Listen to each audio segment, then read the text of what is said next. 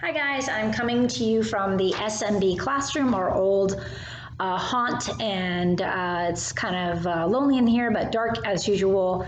Kind of a rainy morning that turned into sun, and now we are going to talk a little bit about the factors in factor markets for production. So let me revisit a concept with you for a minute. Do you remember at the beginning of the year we talked about the circular flow diagram, and we had factor markets and product markets. Places where products, goods, and services are sold are called a product market. Product market can look like a grocery store, it can look like an online store, it can look like a farmer's market. Those are product markets, places where people bring finished goods and services to be sold. But there are also factor markets. And the factor markets are made up of the factors of production.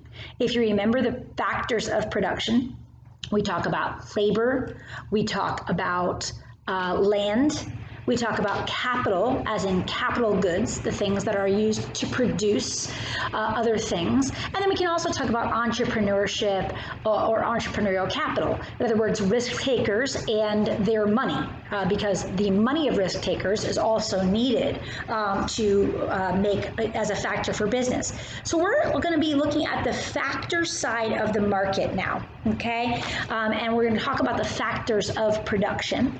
And so the very first thing I want to talk about is when you're in the factor market in the area of production, it has rules that are similar to the product markets, but factor markets are a little bit different. They still have to operate on rules. So let's just talk about your future for a second, okay? Some of you might already be knowing what you want to do exactly for a career. Everyone right now is asking you what you're gonna major in, certainly, but you may be thinking above and beyond that, or maybe people are asking you, what do you want to do for a career? What is it that you want to pursue for your life's work? And you may have a lot of ideas about that, a very specific idea about that, or no idea about that. But certainly you probably do have an idea about the fact that the career that you choose, the job that you choose to work for your life or for significant parts of your life will not pay the same as if you chose another job. Certainly, you probably have an idea that some jobs pay more than other jobs. And why is that? Thomas Sowell's exploring some of these questions that you probably should have already looked at by this time, because we are going to be, this video is the last thing I'd ask you to do for the week, so if you're working in order, you've already looked at Thomas Sowell's chapter on this and help with him helping you explore the questions of, well, how do we know if a salary is worth it? And how do I know if I'm being paid fairly? Or how do I know if I'm being paid justly? Or how do I know what I want to do? We think about things that help us to make decisions about what kind of work we're going to do. Here's an idea. This I got from the Florida Department of Education website on their thing called Career Cruiser. This is mandatory for students in the middle school, I believe, to talk about careers and to talk about how to choose a career. And so they have a little curriculum. This is admittedly from just one page in the curriculum, but I don't know if you can see this. It says cool jobs in science and biotech, and it tells you, it takes, personality assessments, what do you like to do, but then in the middle here there's this talk about how to find or how to look at the top 10 jobs in science, a STEM job, right? According to the Bureau of Labor and Statistics, the number of science-related jobs will increase at a rate faster than the national average between now and 2016. So a little bit outdated, but let's say that I'm looking for a job and I'm going to decide it like how some people tell you should decide your jobs, by how much you make. And so I'm going to go on to this little cool jobs in science and biotech little sheet for some life guidance. Hold on, let me get a pen.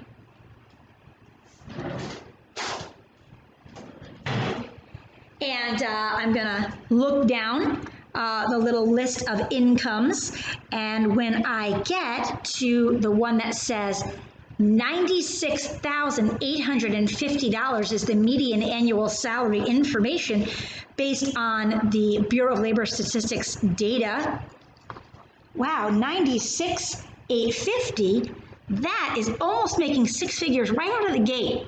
And so what do I have to be that? Well, that'll tell me you could be a physicist.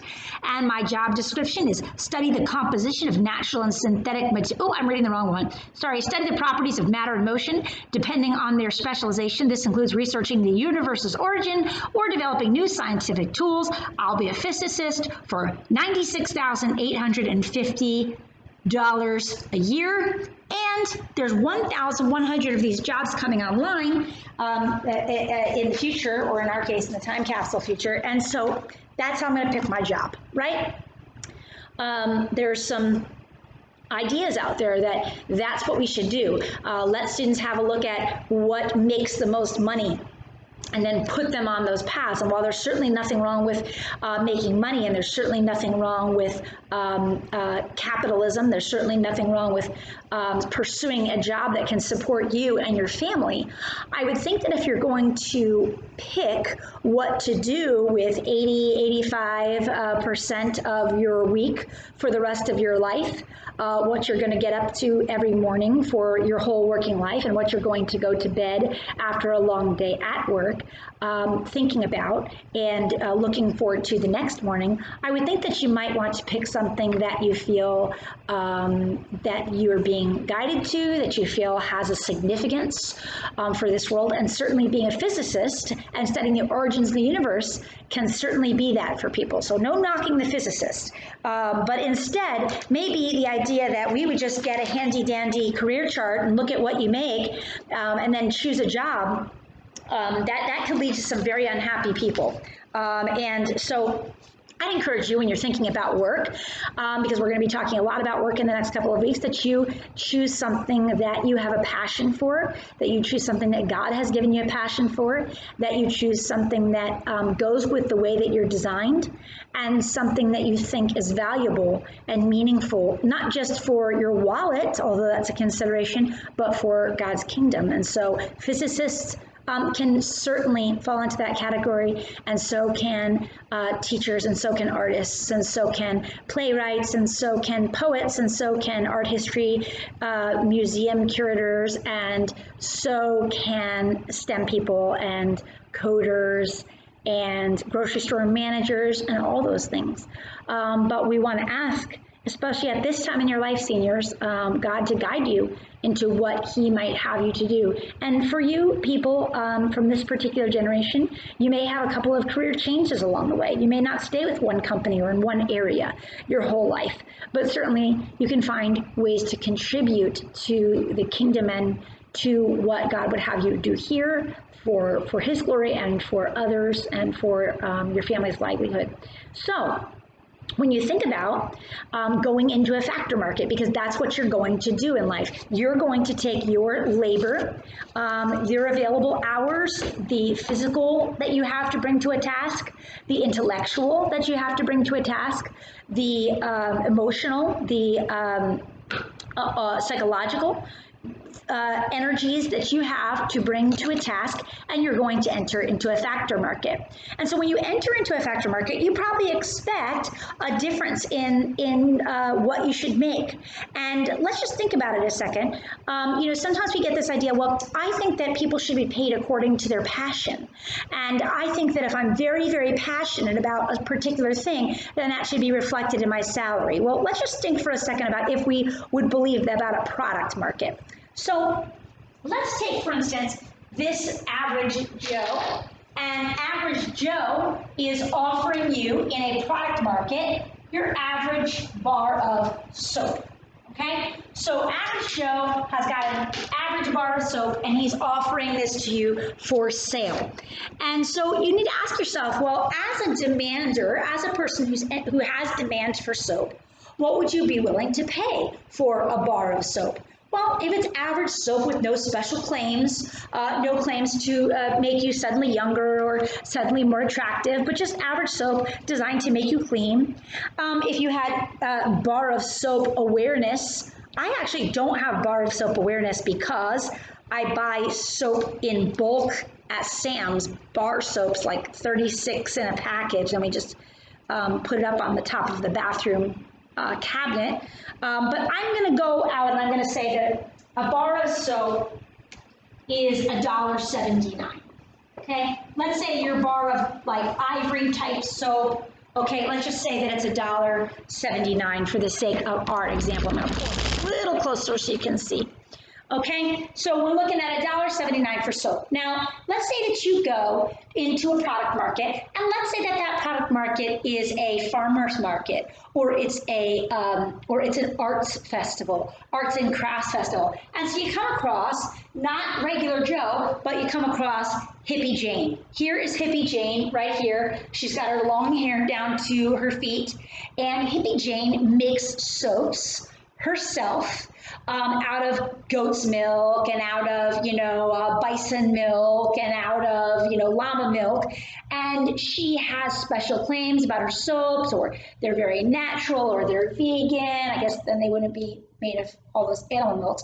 Or they have chia seeds, or they're wrapped in special craft paper, or they have a particular scent, okay? And you might be willing to pay more for those soaps. Now, some people say, no, I just want this plain soap. I don't like all that. But some of you do like that kind of thing. And so let's say that you were willing to pay an outrageous price for a bar of soap. Let's say that because this is artisan soap or special soap, you're willing to pay $4.50 for this bar of soap from Hippie Jane because you think that the smell or the origin or the sourcing or the free trade or the organicness of it is more worthwhile. Good, great for you. You have spent more on a bar of soap than regular Joe soap, but you also got something for that money. And so we can understand these in product differentiation. What I'm showing you right here is product differentiation. In other words, Hippie Jane is making claims about her soap that regular Joe is not. All right, and that's a difference in product. So let's talk though about this. What if you go to the farmer's market and Hippie Jane makes no claims about her soap being any different? In fact, let's say that the bars are almost identical bars of soap, but Hippie Jane tells you, I just want you to know that the way that I care for the soap, wrap the soap in paper, transport the soap, I'm an extremely passionate person. I care about soap. I live, breathe, and eat soap. And everything about the way that I handle and think about this soap is intellectually and romantically superior to Joe's soap.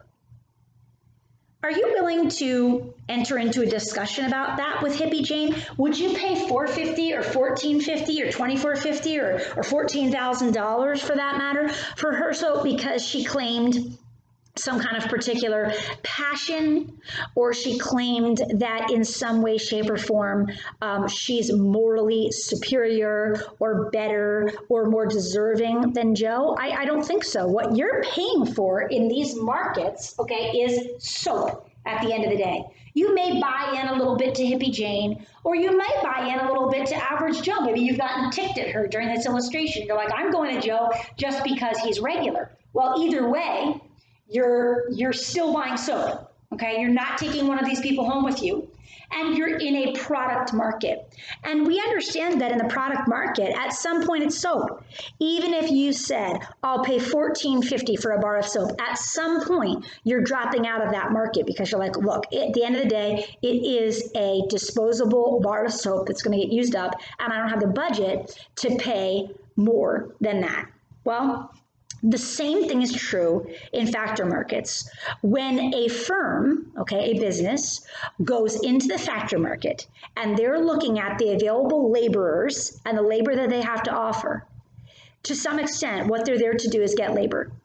Okay, does it matter to them who it is? Yes, to an extent, but you can claim all day that, well, I'm very passionate about my job as a, right, let's just use teacher since I'm one, that makes it fair, okay? Well, I'm very passionate about my job as a teacher, and I touch the future I teach, and, children and apples, and teaching is the most important job there is, but the fact is that there's a simple factor market here. And as Thomas Sowell would say, there are a lot more people in the factor market that can teach then that can play professional baseball or be a professional NHL level goalie, or sing at a professional level, or act at a professional level, or any of the things that you might think aren't worth it.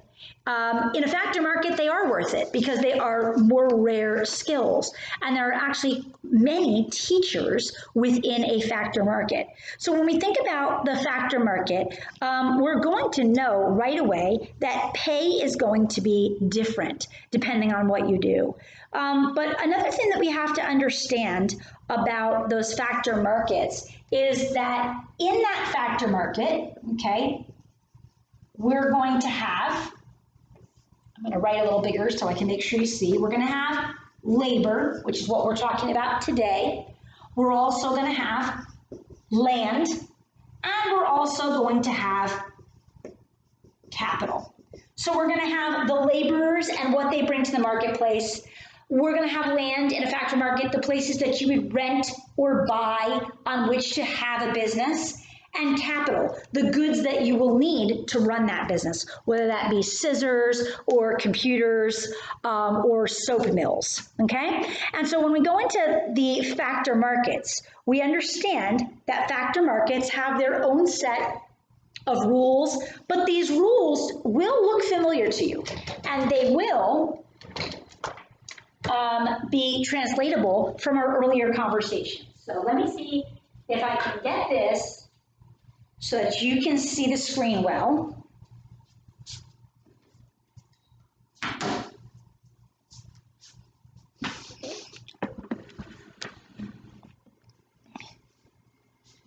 Let's see if you can see this screen okay.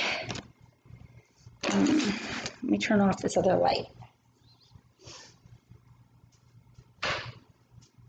Oh yeah, that's better. Okay, now you're not going to see this screen perfectly, but let me tell you about two things. Number one, if you have your textbook, you can look at the diagrams that I'm going to show you. This particular diagram is on page 395 in your Man-Q text, and I will post this PowerPoint that I have up on the screen so that you can see these up close.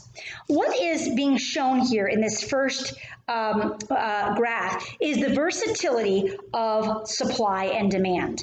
There's a versatility to this market. So let's think just for a second. I'm going to put this light back on so you can see me while I'm talking, and then we'll turn it back off. When you're talking about a factor market, do you talk about demand? Yes, but it's a special kind of demand that we're going to talk about, and that special kind of demand is called a derived demand, Why is it called derived demand? Well, because the demand for a laborer, okay, is directly related to production of a good or service. When you're going into the factor market as a firm, okay, so I own a business and I go down to the factor market, and in that factor market, I'm looking at a piece of land or a piece of rental property. I'm looking at a pair of scissors, a computer, or a soap mill, or I'm looking at this guy, that girl, this person, that person. Why am I looking at those things? Why do I have demand? It's derived demand, and that demand is derived from my desire to supply a good in the marketplace. So if I want to sell soap in the marketplace, I look at the place that I can rent as far as the factory. I look at the soap machines that I will need to produce bars of soap, and I look at the people who I think can best make that soap for me. We call this kind of demand derived demand because it's on the supply side. It's the demand that suppliers or firms have for land, capital, and labor. So we're going to talk about labor right now. And as you can imagine, there are some similarities between demand and derived demand. So let's look at this. First of all, this graph right here says the market for apples. And we're all very familiar with demand. We know that the more an apple costs, the less will be demanded. the less an apple costs, the more will be demanded, right? As the price goes down, the quantity of apples that I want will rise. And so if you're looking at a 0 to 10 over here, right, at a high price point, I'll want only one apple, but the lower you drop that price, the more apples I will demand. Yes? Everybody with me? And we remember this from our demand curves. And then we know that supply varies directly with price. The more that someone can make off of an apple, the higher that they can charge for an apple, the higher the supply will be.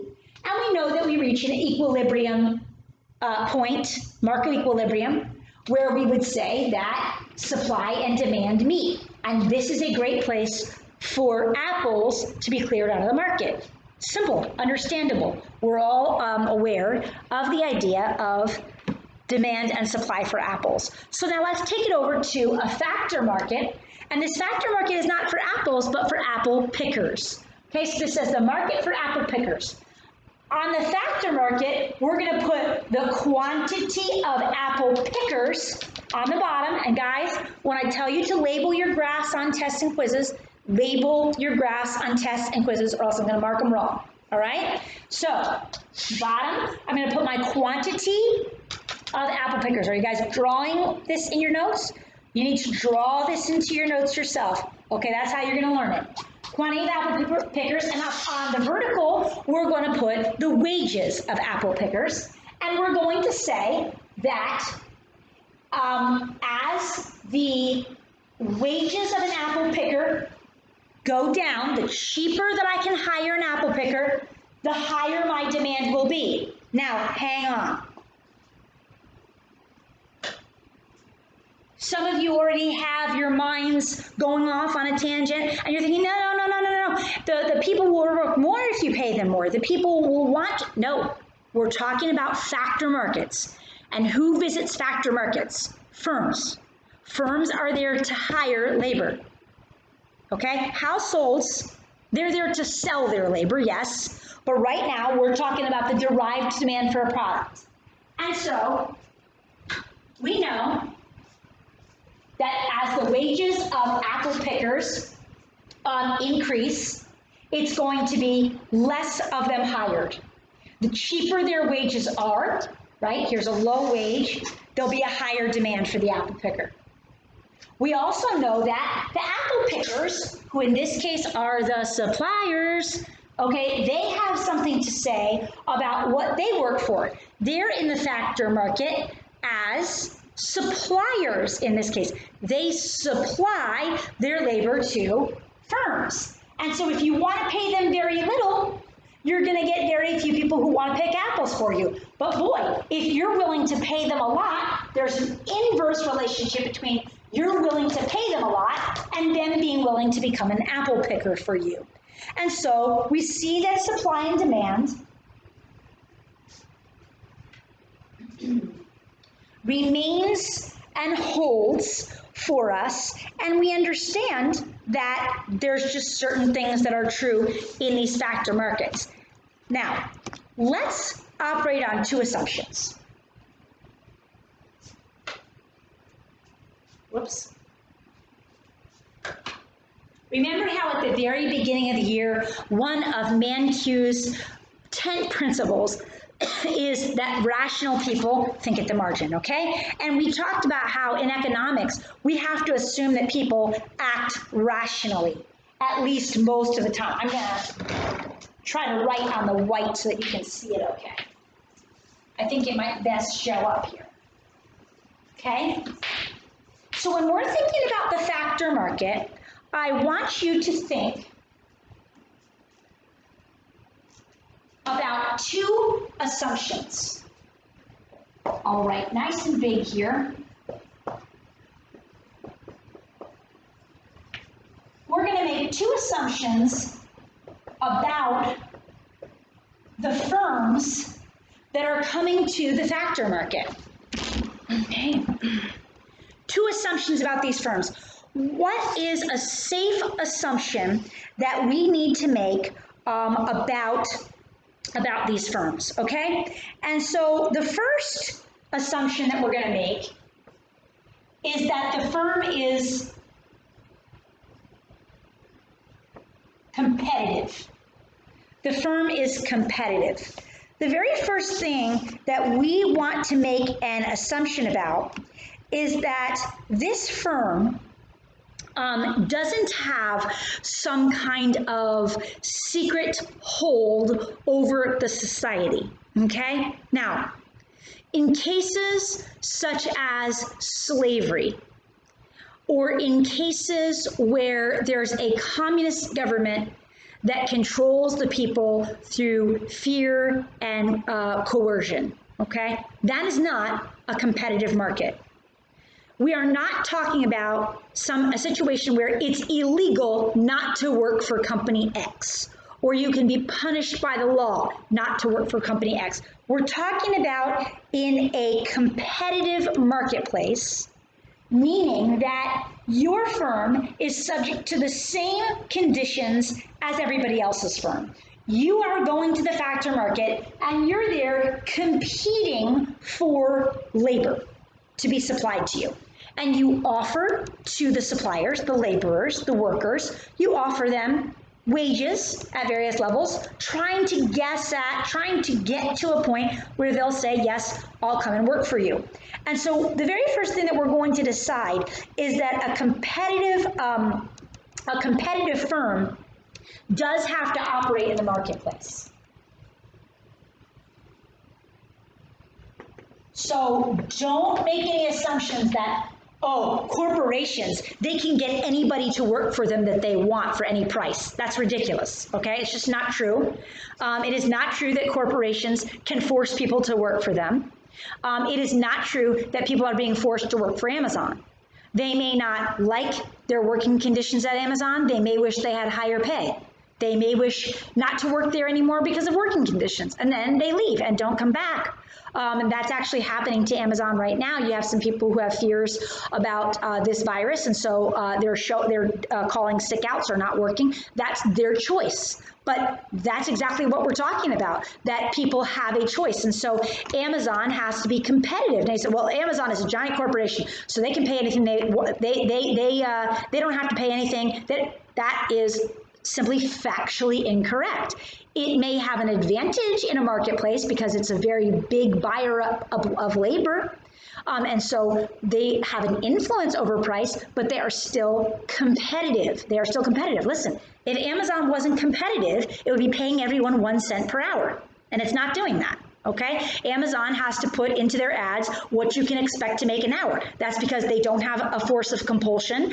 They must compete in the marketplace. And so we're going to assume that the firms that we're talking about, as are all firms, are competitive. Okay, they're competitive. Second, another factor that you're going to assume is that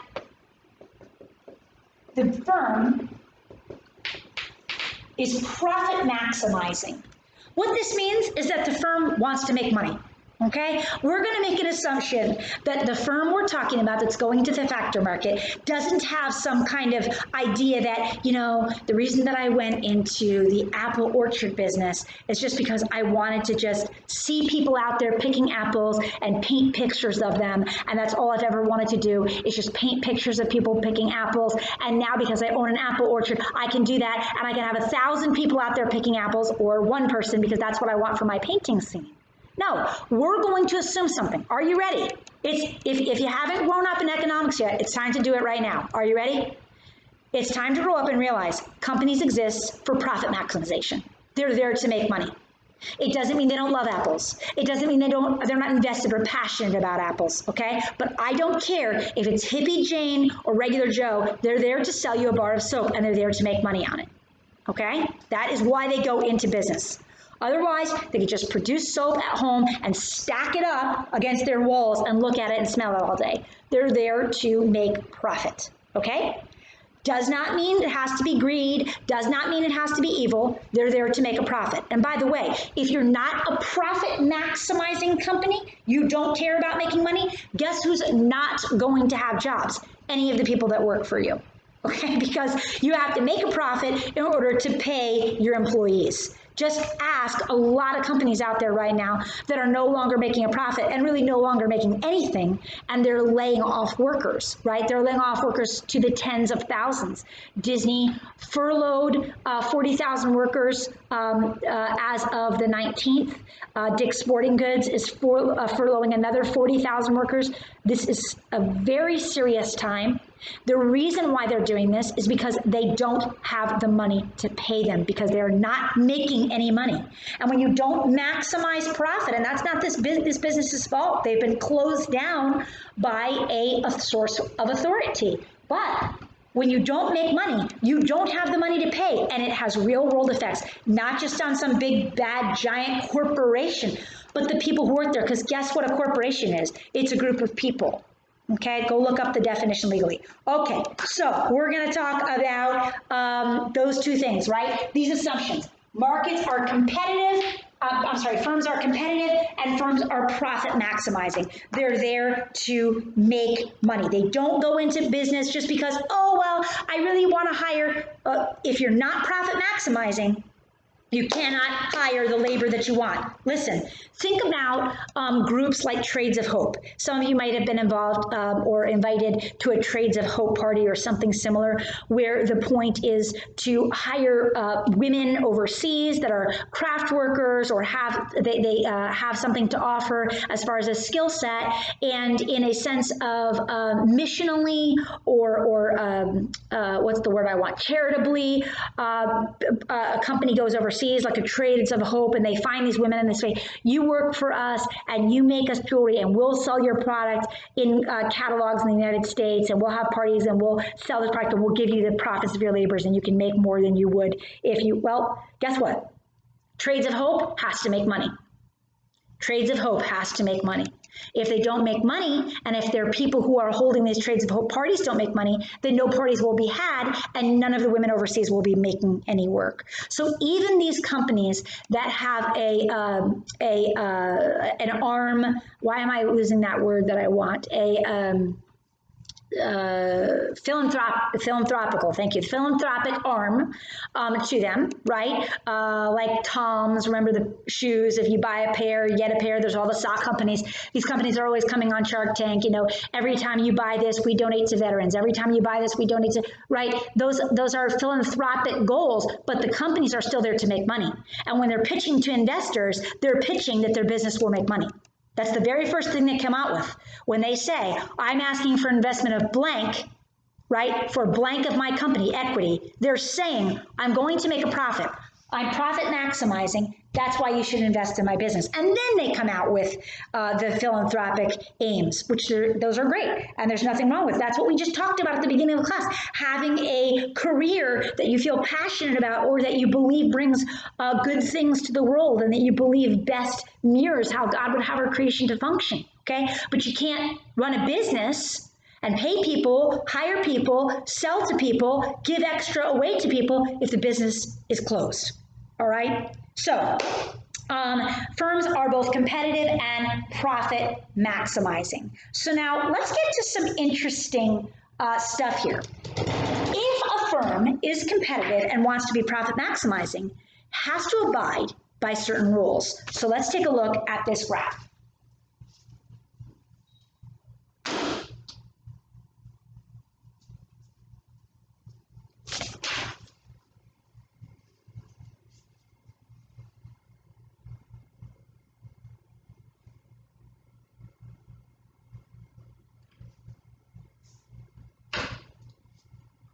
Okay, you probably cannot see this too well. Try to back this up, okay? And if you take a look, this particular graph is on page 396 in your text, and it's also linked to Google Classroom in the same section as this lecture. So let's just take a look at these numbers for a second. We're going to find something very interesting. So over here, we have labor, right? Capital L, it just stands for the number of workers. And in this case, we're going to talk about the number of workers in an apple orchard, okay? Sticking with our apples theme. In this section, we have what's called output, and they choose to do output in bushels per week. Bushels per week. So how many bushels of apples can a laborer pick in a week? All right, so let's just work with those two simple numbers first. If there are 0 laborers, you have no one working out in the fields, they're going to produce 0 bushels of apples a week. Hopefully everybody got that and we're ready to move on, right? But look at this. If you hire 1 more worker than 0, they will pick 100 bushels per week. And guess what? That gives you a marginal product of labor. Marginal product of labor. If you want to be a microeconomist, you'll call it MPL and you'll get into all these specifics, but we're just trying to work with the concept of factor markets so that we can get into the bigger issues of labor. Now, what a marginal product of labor means is, and write that down please, marginal product of labor. What the marginal product of labor means is that with every laborer that you hire at the orchard, you're going to have a little bit of an increase. Something very interesting happens here. We can see that if we hired 1 more laborer than we currently have, which is 0, that's 1, got me? See it over here. They would pick 100 bushels a week. But look at this. What if you hire 2 more? The next level down is 2 more units of labor per week. 2 more units of labor per week. And you'll notice that at 2 units of labor, you only get an additional 80 bushels of apples picked. Now, why is that? Why is it that when you add 2 workers, you're suddenly, instead of adding 100 more, you're only adding 80 more for a total of 180. If you add a 3rd worker, they will produce 60 more bushels of apple. A 4th will produce only an additional 40. And a 5th will produce only an additional 20 barrels of apples. Hang with me. Your text does a good job of explaining why this is. Realize that we're talking about an additional X bushels of apples. We're not saying that one person picks 100, and then if you hire 2, both of them will pick 80, and if you hire 3, all of them will pick 60. That's not what we're saying. We're saying that for every unit of labor that you go out and hire, you can expect a marginal product to come out of that. Now, your book does a good job explaining why. Think about it this way. If you go out into the apple orchard and you are one person, you can go to the what we call low-hanging fruit, right? That's an expression for a reason. You go to the low-hanging fruit, the stuff that's easiest to get. You go out there and you start chucking apples into your bucket and you weigh it out. And at the end of the week, you can pick 100 bushels. As soon as you have a second labor input out there, this person is competing with the other person now for that low-hanging fruit. And they might have to do a little extra effort, and they might be getting smaller apples, or they might have to go and get a stepping stool to access the apples because now there are 2 of them picking that same orchard. Guys, will the orchard get picked faster? Yes. Are there good things about hiring more than 1 worker? Yes. But what we're talking about is, what is the marginal benefit to hiring 1 more laborer? And the truth is, it won't be as much as the first laborer, all things being equal. Okay, we're going to assume that the first person doesn't have back problems or they're depressed because they work alone. We're not talking about that. Okay, we're just talking about the numbers right now. Okay, so save your emails if that's what you were going to say. All right, now when you hire that third person, now they have to go and they have to get one of those ladders. Remember our mission strip, right? The kind that go like this. I forgot what you call them. And now they've got to climb up. And by the time they maneuver and manipulate that ladder, they're only going to produce 60 barrels. The next person has to get a step ladder. The next person has to climb the tree itself. And all they're going to get is 20, or maybe they're going to get the ones that are just rolling around on the bottom after a storm. In other words, at some point, the more workers and laborers that you put into a situation, there is a diminishing marginal production that happens, and there's a specific graph for that. Now, let's keep going here, okay? What this is saying is that this is diminishing. So how do you know when to stop hiring? How does a person know when too much labor is simply too much? Or when there's not enough labor, or when it's just right, right? Well, let's think about that. That was a little Goldilocks and the Three Bears reference if you didn't get it. All right, value of the marginal product of labor, right? When you take a person that picks 100 bushels a week, we're going to assume that that price of those apples is $100 and it's worth $1,000 to the apple orchard. So this person makes the apple orchard $1,000. Okay, they pay this person $500. And so are they worth their hire? If they make your firm $1,000, but you have to pay them $500 a week, is that labor worth it? And the answer is yes. What about our second laborer? We already know that laborer is experiencing a diminishing marginal product, And so they sell those 80 bushels, right, at $10 a bushel, and they make $800. They cost the same, $500. But look, you're still making a $300 profit off worker 2. What about worker 3? Worker 3 produced you additional 60 barrels. You made $600. You paid them $500. You're still profiting as a firm. You're still profiting at this level. But here is when we've hit a below point. For an additional 40 barrels of apples that this fourth person is able to produce, at $10, that's only $400 of revenue, and it still costs you $500 to pay this person. Look, this person conceivably could be working harder than that first person was. You can't say, well, I hired you later, and you don't make me that much money. No, this person's going to expect to be paid just like all the other apple pickers in your orchard. But the problem is, if you do it, you're losing money. That says a minus 100. You lost money on that worker. And so you know what? You're not going to hire that person. You're going to hire 3 workers in this scenario. You're going to hire 3 workers. And the reason why you're going to hire 3 workers is because that is logical and it makes sense. And it's profit maximizing in a competitive market. Let me have you write down something exact before we move on so that we make sure everybody has the same thing in their notes, okay? Here we go. The rule of the marginal product of labor. The rule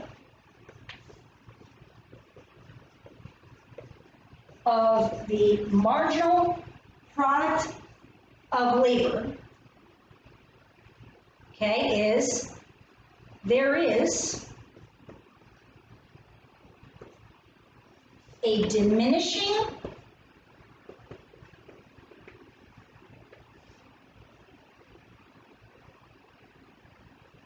marginal product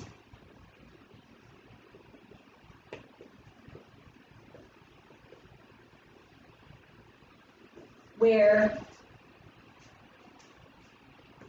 input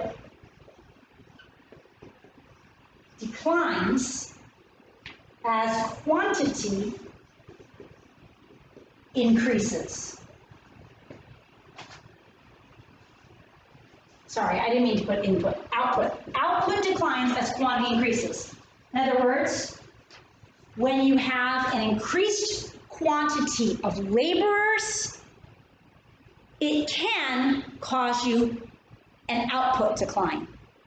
I used to give this illustration when I talked about, imagine that you owned a yogurt shop, okay? And that, well, I'm talking about one of those yogurt shops where everyone pours their own and they add the candy to it, all that kind of stuff, right? And so you have a super busy yogurt shop. So you just think, well, the yogurt shop's slow moving, so I'm gonna hire more people. Well, at some point, okay, the yogurt shop only has so much square footage. If you hire 10 workers to work behind the cash register, or 10 workers to work over refilling the candy, and they're all scheduled at the same time, they're gonna start bumping into each other, smashing into each other, getting into each other's way, knocking things on the floor. They're not gonna bring about that much of an increase in output. As a matter of fact, you're gonna see a decrease in what they can actually output as you increase your quantity. What you're experiencing is a diminishing marginal product, a diminishing return on the number of people that you are investing in. And so we can see this in our next graph. Where you see it physically happening